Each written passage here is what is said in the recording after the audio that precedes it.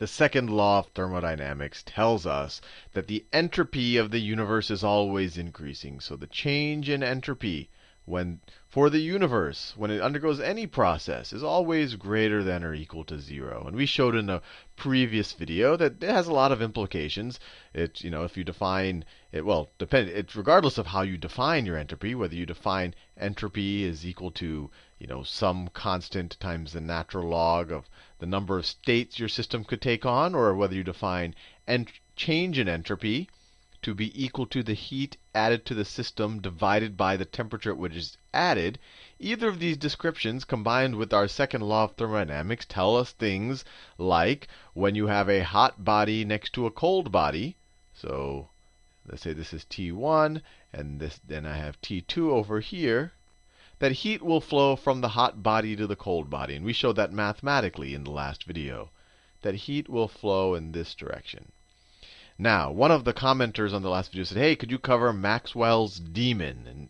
And I will, because it's an interesting thought experiment that seems to defy this principle. It seems to defy the second law of thermodynamics, and it has a very tantalizing name, Maxwell's demon. Apparently, though, it was not Maxwell who called it a demon. It was Kelvin. All these guys, they all meddle in everything. So Maxwell's demon. So what's Maxwell's demon? This is the same Maxwell, famous for Maxwell's equations. So he obviously dealt with a lot of things. He's actually also the first person to ever generate a color image. So and this was in the mid 1800s. So all around fairly sharp individual. But what's Maxwell's demon?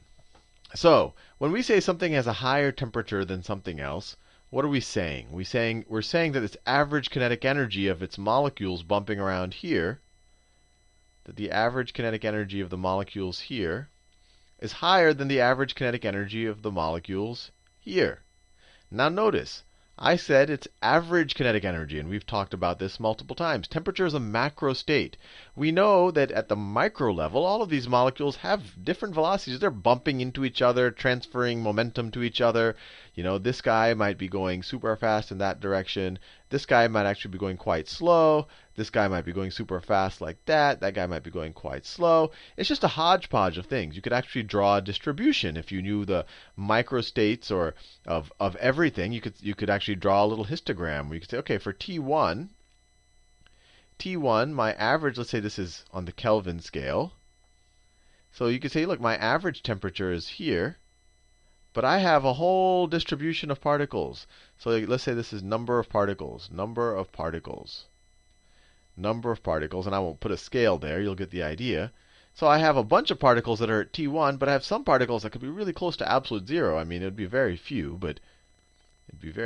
and some numbers and then you have a bunch that are maybe at T1, and then you have a bunch of particles that could have actually kinetic energy higher than T1, higher than the average kinetic energy. Maybe that's this one here, and maybe the guy down here is this guy with barely any kinetic energy, or maybe there's some guy who's almost completely stationary, who's sitting right around there someplace. So there's a whole distribution of particles. Likewise, this T2 system right here, on average, these molecules have a lower kinetic energy. But there might be one particle here that has a really high kinetic energy, and but most of them on average are lower. So if I were to draw the distribution of T2, my average is lower, my average kinetic energy is lower, but my distribution might look something like this.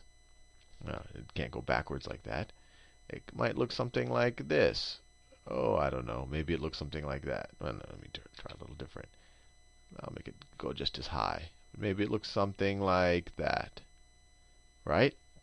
So notice there are some molecules in T1 that are below the average kinetic energy of T2, right? There are these molecules here. These are these slow guys right there. These are those slow guys. And notice there are some guys in T2 that have a higher kinetic energy than the average in T1. So these are these guys right here. These are these guys right here. And so the fast guys in T2. So even though T2 is quote unquote colder, it has lower average kinetic energy. There are some molecules, if you look at the microstate, that are actually moving around quite rapidly, and there are some molecules here that are moving around quite slowly. So what Maxwell said is, hey, what if I had my, and he actually didn't use the word demon, but we'll use the word demon because it makes it seem very interesting and metaphysical on some level, but it really isn't. What if I had some dude, let's call him the demon, with a little trap door here. Let me draw it a little bit neater. So I have, so between those two systems, let's say that they're insulated. They're separated from each other. So this is T1, where I have a bunch of particles, with their different kinetic energies. And then here is T2, and I'm making them separated, and maybe they're connected only by this little connection right here. T2, these guys have a slower kinetic energy. And what Maxwell, his little thought experiment was, hey, let me say that I have some dude in charge of a door that's right here. Maybe the door is right here. Right? And he has control over this door. And whenever a really fast particle in T2, one of these particles over here, come near the door, so let's say this guy is flying, let's say that guy right there, he's going super fast. He has super high kinetic energy, and he's just going perfectly for the door. So the demon says, hey, I see that guy. He's coming for the door. He's going to lift the hatch. He's going to lift his hatch, and he's going to allow this particle to get into T1. He's going to allow that particle to get into T1. So after he lifts the hatch, that particle will just keep going, and it'll be in T1. And then when he sees a little, and then he closes the hatch again, because he just wants the fast particles to go from T2 to T1. And then when he sees a little slow, pokey little particle coming here, one of these guys down here, he opens the trapdoor again, and he allows that one to go. So then that guy shows up in here. So if he just kept doing that, what's it going to look like at the end? Well, at the end, you're going to segregate, and it could take a while, but you're going to segregate all the slow particles on, let me draw it, I'll make the boundary in brown, because now it's not clear which one is, well, we'll talk about it a little bit. So that's the boundary. That's his door. What's going to happen at the end? All the fast particles, some of them are going to be the original fast particles that are in T1, right? There's some original fast particles in T1 are going to be still on this side of the barrier. But then all of the fast, let me draw, make sure you don't get these two confused. This is a separate picture. Now, all of the fast particles from T2 are also going to be stuck there, because eventually they're all going to get close to that door if you wait long enough. So then this guy's also going to have a bunch of what would originally in the T2 side of the barrier, they're also going to be there. So you're going to have a bunch of fast particles. Likewise, all the slow T2 particles are going to be remaining on this side of the barrier. So these are the slow guys. And he would have let all the slow T1, I shouldn't even call them T1 anymore. I call them side 1. Side 1 particles here. Slow side 1 particles. So what just happened here? What just happened? This was the hot body. This was the cold body. The second law of thermodynamics would have told us that heat would have gone from here to here, that their temperature should have equalized to a certain degree. So the hot body should get colder, the cold body should get hotter. They should kind of average out a little bit. But using this little demonic figure, what did he do? He made the hot body hotter. Right? Now the average kinetic energy here is even higher. He transferred all of these high kinetic energy particles to that distribution. So now that distribution is going to look, if you add, so the way you could think about it, if you transferred all of these guys to this guy over here, the distribution will now look something like, let me see if I can do it. It'll look something like that for T1 instead of the old one. And T2, and he took all the hot ones away, all the cold ones away from T1. So these guys are going to disappear. They're not going to be there anymore. And he added them to T2. He added them to T2. So the distribution of T2 is going to look like that. And he erased, of course, these from T2. He took all of these guys out of T2. Let me erase this right here. That was the old distribution of T1. So the T2 distribution now looks something like this. Now looks something like this. So T2, the new average might be something like here. So this is my new T2.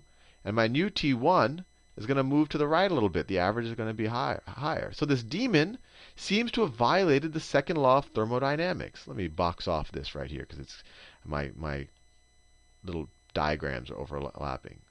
This example shows that the hot got hotter and the cold got colder. So, Maxwell's thought experiment is, hey, we violated the second law of thermodynamics. And this actually, this was a conundrum for many, many years. Even in this century, people kind of, hey, there's something fudgy about here, something not quite right. And the thing that's not quite right, and I'm not going to prove it to you mathematically, is, and it's kind of analogous to the refrigerator example, is to have something here, to have some dude,